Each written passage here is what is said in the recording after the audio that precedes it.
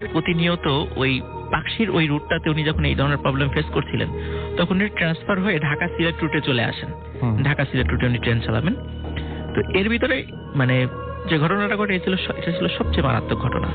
ঢাকা সিলেট রুটের লিসেনাররা যারা গিয়েছেন তারা জানেন যে ঠিক শ্রীমঙ্গলের কাছাকাছি আসার পরে ট্রেনটা যেদিক দিয়ে যায় দুই পাশে কিন্তু মানে জঙ্গল এলাকা।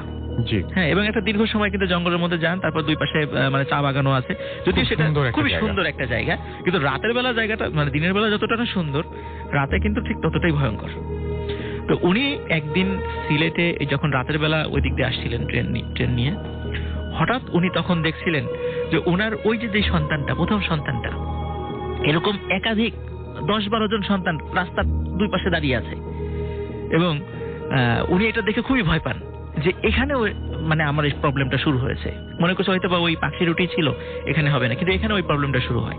এবং উনি ট্রেনটা থামান নাই, ট্রেনটা যথারীতি ট্রেন চলছে ট্রেনের গতিতে।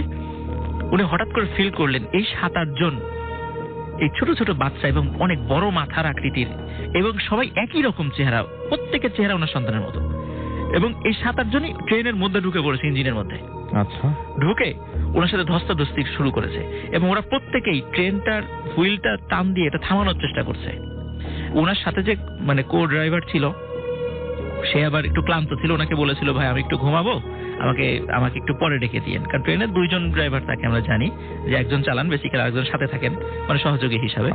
তো উনি বারবার চেষ্টা করছেন, চিৎকার করছিলেন তাকে, কিন্তু ওনার ঘুম কিছুতেই ভাঙছে না।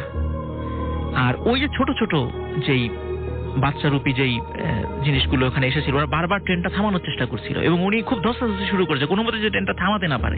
ওই একটা ডেঞ্জারাস একটা জায়গায় রাতের বেলা, ওখানে কিন্তু ডাকাতের ভয় আছে এমনিতেও।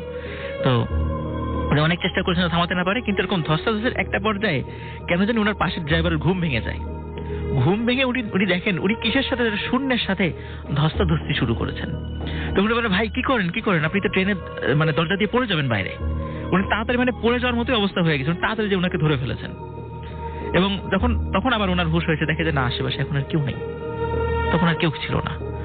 তখন উনি বেশ মাসখানেকের তখন ছুটি নিয়ে দীর্ঘদিন উনি মানে ট্রিটমেন্ট করেন যে হয়তো ওনার সাইকোলজিক্যাল কোনো প্রবলেম হয়েছে কিনা। আবার ডাক্তার বলছেন না আপনার কোনো সাইকোলজিক্যাল প্রবলেম নাই, আমি এটাই ভাবছিলাম যে সাইকোলজিক্যাল কোনো প্রবলেম হবে, সিজোফ্রেনিয়ার প্রবলেম নাই, হ্যালুসিনেশনও হয় নাই, এরকম তারা কোনো কিছু বলতে পারেন নাই আর কি। তো যাই রাসেল ভাই, ওনার স্ত্রী কিন্তু স্থায়ীভাবে মানে সন্তান ধারণ অনুপযোগী, ডাক্তার বলে দিয়েছেন আপনি আর কখনো সন্তান ধারণ করতে পারবেন না।